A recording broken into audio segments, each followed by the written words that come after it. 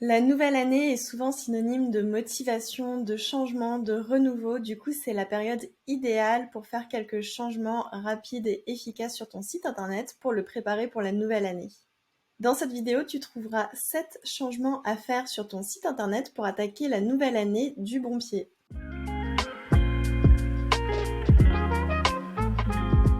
Hello, moi c'est Samantha, je suis web designer et fondatrice d'Aspen Creative Studio. J'aide les entrepreneurs créatifs à obtenir le site de leurs rêves, un site qui soit beau, stratégique, efficace, mais aussi facile à utiliser, à mettre à jour, sans code ni prise de tête grâce à la plateforme Showit. Pense à regarder la description de cette vidéo pour avoir plus de liens utiles autour de mes ressources gratuites et aussi pour avoir plus d'informations autour de Showit. Et tu pourras aussi avoir toutes les infos dont tu as besoin concernant les templates de site internet du studio.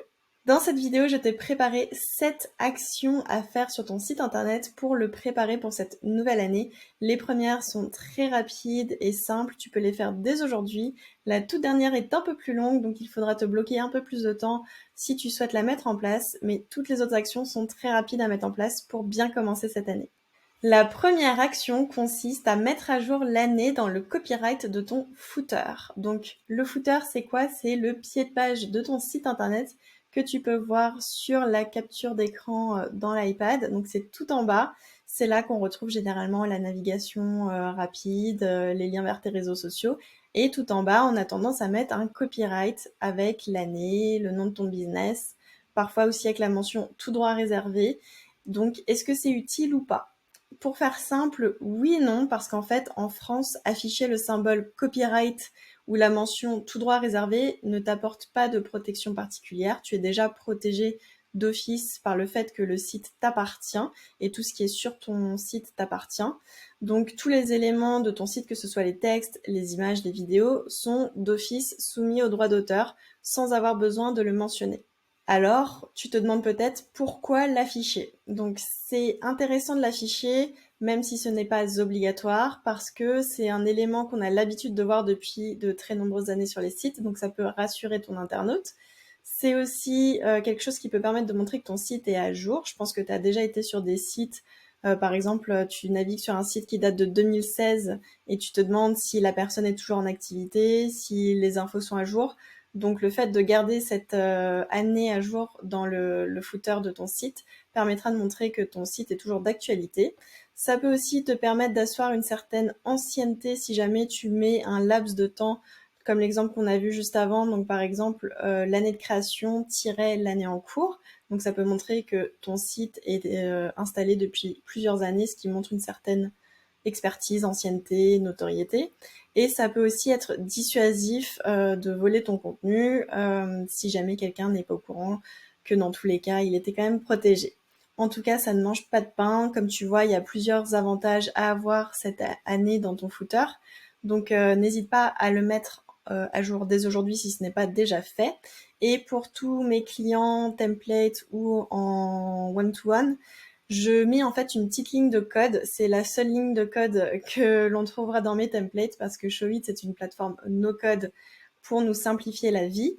Mais là, cette petite ligne de code nous simplifie la vie aussi, donc je trouvais ça important de l'intégrer à tous les templates. Donc en fait, c'est une toute petite ligne de code dans le footer, là où il y a ce copyright, où en fait, ça se met à jour automatiquement. Donc c'est-à-dire que le 1er janvier à minuit 01, tous les sites que j'ai créés se mettent à jour automatiquement au niveau de la date. Comme ça, leurs propriétaires n'ont pas besoin de faire la manipulation, donc c'est un gain de temps. On n'a pas de cette charge mentale de le mettre à jour. C'est un petit détail, mais ça peut être appréciable. Tu peux insérer du code normalement sur la majorité des plateformes. Après, certaines acceptent un code un peu différent des autres à travers leur builder. Donc, ça sera à toi de faire tes recherches là-dessus si jamais tu n'es pas sur Showit. Et si jamais tu es sur Showit et que ça t'intéresse, n'hésite pas à aller faire un tour sur mes templates. Comme je l'ai dit, c'est mis d'office pour te simplifier la vie. Le deuxième changement à faire, c'est de mettre à jour les informations datées sur ton site. Sur ton site, tu as peut-être écrit des passages où tu parles de durée plutôt que des dates. Du coup, je te suggère de les modifier dès aujourd'hui, comme ça tu n'auras plus besoin de le faire chaque année. Ce que je veux dire par là, c'est plutôt que de dire par exemple j'aide les entrepreneurs à gagner en confiance en eux depuis X nombre d'années, Ça veut dire que tous les ans, il faudrait que tu rajoutes une année. Donc ça t'obligerait à le mettre à jour et du coup, tu peux très vite oublier et ne plus le mettre à jour, surtout si tu as un site de plusieurs pages. On se souvient pas forcément de tout ce qu'on a mis sur toutes les pages. À la place de ça, tu peux plutôt écrire depuis 2016, j'aide les entrepreneurs à gagner confiance en eux. Donc là, vu qu'on a mis 2016, c'est la date où tu as commencé. Donc cette phrase sera valable, peu importe la date où on se trouve, et tu n'auras pas besoin de la modifier. Tu peux le faire dès maintenant. Le plus tôt tu le feras, le mieux ce sera parce que normalement ton site va être amené à grossir. Tu vas avoir de plus en plus de pages, de plus en plus d'articles. Donc c'est vraiment quelque chose que je te conseille de faire le plus tôt possible. Autant que possible, essaye de mettre plutôt des infos datées plutôt que des durées de temps. Comme ça, tu n'auras plus besoin de te soucier de ça avec le temps qui passe. Tu peux également rajouter des infos importantes. Par exemple, tu es peut-être devenue maman ou alors tu as reçu de nouvelles qualifications ou des diplômes. Peut-être qu'il s'est aussi passé des événements majeurs dans ta vie pro ou perso. Donc, ce sont des choses que tu peux mettre en place sur ton site avec la nouvelle année, que ce soit dans ta page à propos, dans tes services. Si jamais il y a des choses notables qu'il faut mettre sur ton site, c'est le moment de le faire. Ensuite, le troisième changement, c'est de vérifier tous tes liens et tes formulaires. Je te conseille de te mettre dans la peau de ton internaute et de parcourir un maximum de pages et d'articles de ton site et de tester les liens, les formulaires de contact, les automatisations. Par exemple, quand tu t'inscris à une newsletter, le fait de recevoir une réponse automatique ou alors quand quelqu'un rentre dans un formulaire de capture email son adresse pour recevoir un cadeau gratuit, vérifier que ça marche bien aussi, mais aussi la prise de rendez-vous, les achats, vraiment teste tout, parce qu'on n'est pas à l'abri d'avoir fait une erreur quand on a mis une nouvelle page, par exemple. Donc, ça peut être bien au moins une fois par an de refaire une passe sur tout ça.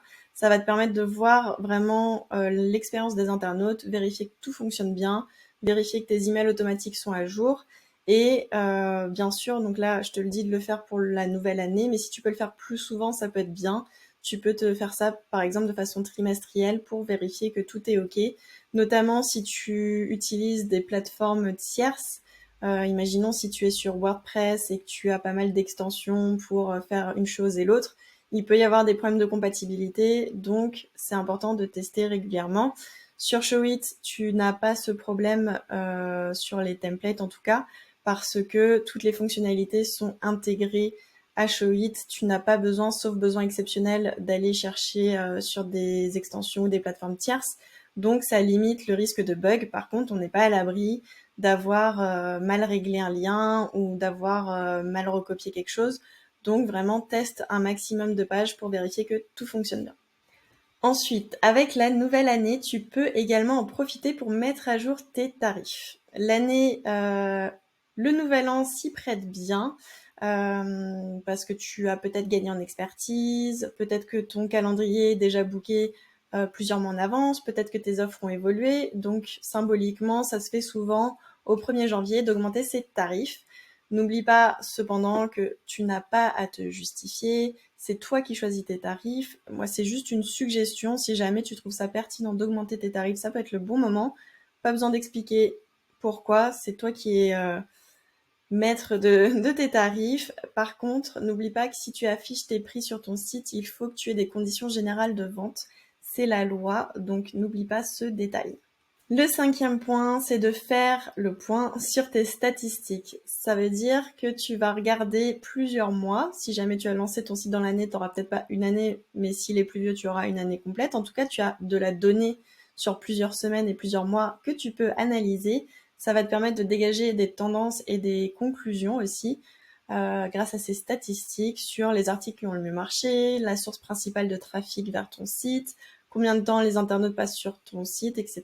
Donc plein de données importantes et intéressantes à analyser.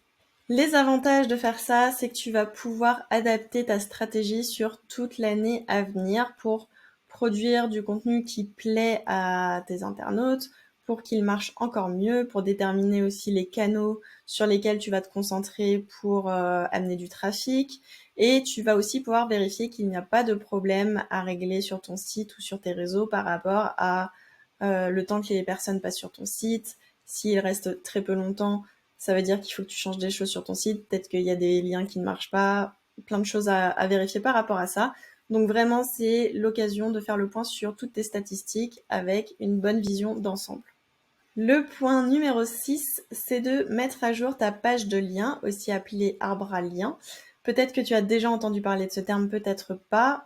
Peut-être que Linktree, ça te parle plus. En tout cas, c'est une pratique qui s'est répandue, surtout grâce à Instagram et les réseaux en général, qui permettent d'orienter des internautes sur des contenus phares, sur des offres actuelles, temporaires, etc.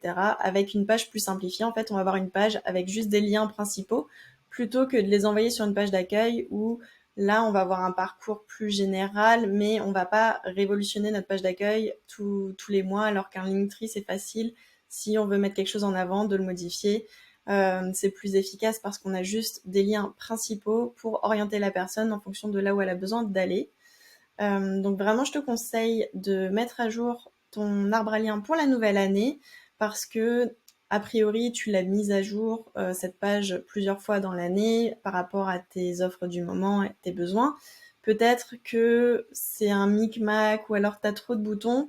Donc là, c'est l'occasion de te poser par rapport à tes objectifs, voir vers quoi tu veux diriger l'internaute. Par exemple, si tu es sur Instagram, savoir exactement vers quoi tu veux diriger la personne en premier.